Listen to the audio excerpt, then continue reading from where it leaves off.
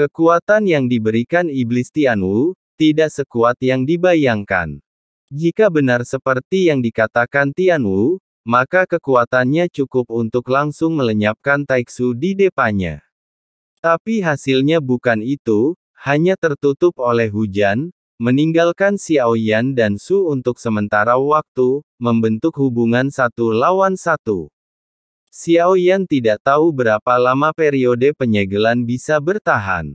Tidak peduli apa, dia harus memanfaatkan waktu untuk membunuh salah satunya terlebih dahulu, jika tidak maka akan sulit untuk menangani keduanya bersama-sama. Jika dia tidak bereaksi tepat waktu, dia akan menggunakan Yu Jing, yang cukup untuk mengurangi peradangan pada luka serius Xiaoyan mendekati Su Wei dalam sekejap, dan Su Wei tidak menunjukkan rasa takut sama sekali. Menurut Su Wei, dengan kekuatan fisiknya Xiaoyan tidak mungkin memiliki kemampuan untuk membunuhnya. Bukan karena dia lemah, tapi kepercayaan diri yang muncul dari fokus pada tubuh fisik, kepercayaan pada tubuh sendiri. Hanya dengan cara ini kita berani maju dalam banyak pertempuran. Akan terlalu sulit untuk mengalahkan tubuhnya. Menurut pemahaman saya, Fan terobsesi dengan latihan tubuh. Dan untuk mencapai keabadian Tuhan, harus ada sesuatu yang kurang pada kekuatan jiwa. Dan Yu Beng diarahkan pada cahaya yang menyinari mata jiwanya. Cahaya yang terik itu bagaikan siang hari, seolah mampu menghilangkan kekosongan dan kegelapan hampa di sekelilingnya. Teknik ini lemah, dan sepertinya seseorang telah mengamati dengan cermat pertarungan Xiaoyan, terutama setelah sekejap, sepertinya membuat orang tercengang.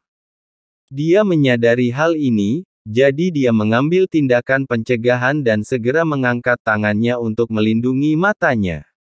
Nafas burung walet putih di 10.000 alam dewa api sebelum dewa keabadian, Xiaoyan tidak dapat sepenuhnya menampilkan kemampuan bintang api.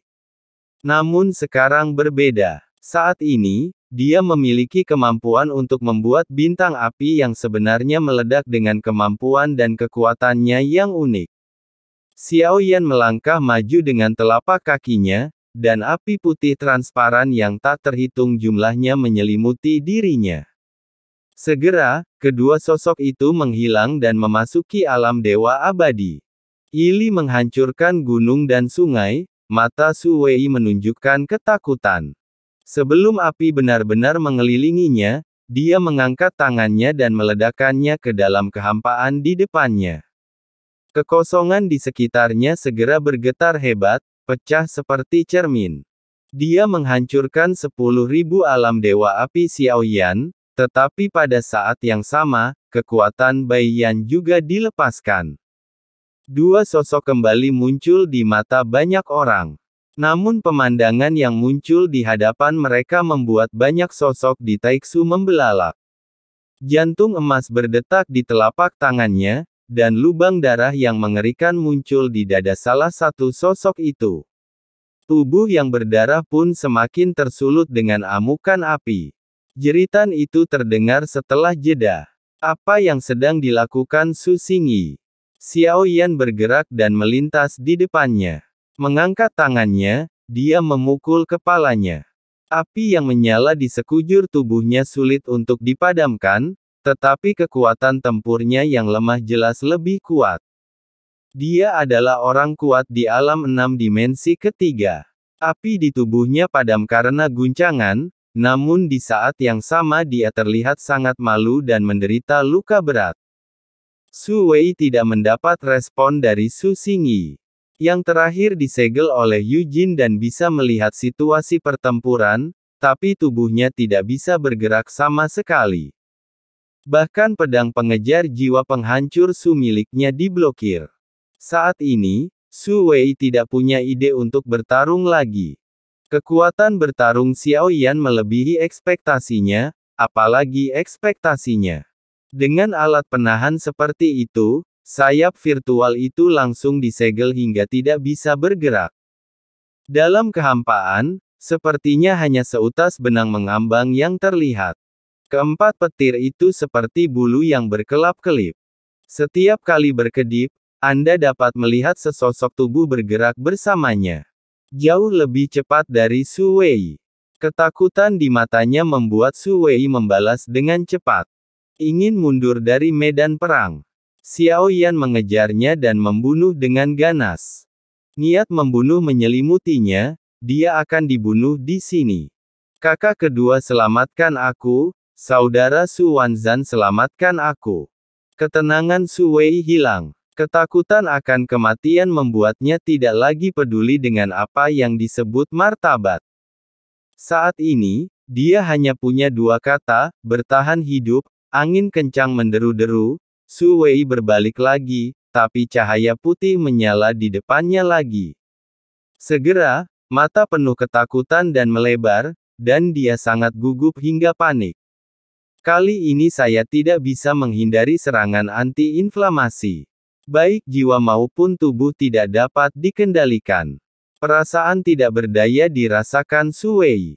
Ketika dia mencoba yang terbaik untuk bangun, rasa sakit fisik langsung membuatnya sadar. Tubuh fisik sekali lagi terbakar dan vitalitasnya menghilang dengan cepat. Kekuatan aturan 6 elemen terbuka. Su Wei sepertinya gagal untuk mundur, dengan ekspresi ketekunan di matanya. Tidak ada yang bisa menyelamatkannya, jadi dia hanya bisa bertarung sampai mati. Menang atau mati. Mendengar teriakan tajam dari Su Wei, Wu Zi memberikan cengkeraman yang kuat, menyebabkan seluruh kehampaan berguncang, dan dia menghantam kehampaan dengan putus asa. Bang bang bang, kekosongan berguncang, dan kekuatannya terus menyebar, membentuk dampak dan menyebar. Cakupannya begitu luas sehingga Xiao Yan harus mundur. Apakah ini pembangkit tenaga listrik 6 dimensi tingkat ketiga? Memang lebih sulit untuk membunuh. Xiao Yan menghindari serangan itu, namun dampak tak kasat mata juga mengejutkannya, menyebabkan energi dan darahnya melonjak. Untungnya, karena keunggulan kecepatan dan sikap panik Su Wei, dia penuh dengan kekurangan setelah kehilangan akal sehatnya, dan dia tidak dapat menyerang Xiao Yan secara akurat. Karena dia sudah takut, ketakutan terhadap Xiao Yan Baiyan semakin masuk ke dalam jiwanya. Dia bahkan tidak berani membuka matanya sepenuhnya. Buk, buk, buk, suara tumpul dan terus-menerus. Pada saat ini, Xiao Yan menemukan bahwa Su Wei menggunakan serangannya sendiri untuk segera mendekati Su Xingyi yang diblokir. Dia ingin membuka segel Yujing untuk Su Xingyi. Bukan karena dia bodoh, Su Wanzan berdiri lebih jauh ketika dia melihat ini, dan dia sangat jelas tentang semua yang terjadi di lapangan. Anda dapat melihat secara sekilas. Tapi Xiao Yan pasti tidak akan memberinya kesempatan seperti itu. Membebaskan Su Xingyi, bagaimanapun, segel ini memiliki kekurangannya. Meski begitu, Xiao Yan memilih untuk tidak mendekat, melainkan menjauhkan diri darinya. Kemudian dia mengangkat tangannya dan pilar Tianjun terbang keluar. Cahaya keemasan itu meraung, berubah menjadi ratusan kaki, ribuan kaki, dan bahkan 10.000 kaki. Harta karun ini adalah harta paling berharga dari klan Yuan Shen. Sekarang kekuatan fisik Xiao Yan masih kurang. Namun, setelah Broken Star, kekuatannya meningkat drastis. Xiao Yan hampir tidak bisa mengendalikan pilar Tianjun yang besar, pilar diarahkan ke arah Su Wei. Untuk membunuhnya dalam sekejap, tubuhnya tidak bisa bergerak, tapi bola matanya bisa bergerak dan melihat pilar Tianjun yang datang ke arahnya, menyusut di saat yang bersamaan. Matanya seakan mengatakan, jangan kemari, tapi pilar Tianjun tidak mempedulikan apapun saat ini. Tinjunya meledak dengan liar, bukan karena dia ingin menyerang Xiao Yan, tapi karena dia ingin menggunakan kekuatan aturannya sendiri untuk membuka segel kontekstual. Menghadapi pilar Tianjun yang menderu-deru, meskipun membawa kekuatan yang begitu menakutkan, dia tidak pernah berhenti sama sekali, dan hanya ada ketekunan di matanya. Pada saat ini, dia tidak punya pilihan selain bertarung sampai mati. Jika tidak, dia akan dikendalikan oleh Xiao Yan dan Bai Yan lagi, dan hidup atau matinya tidak pasti.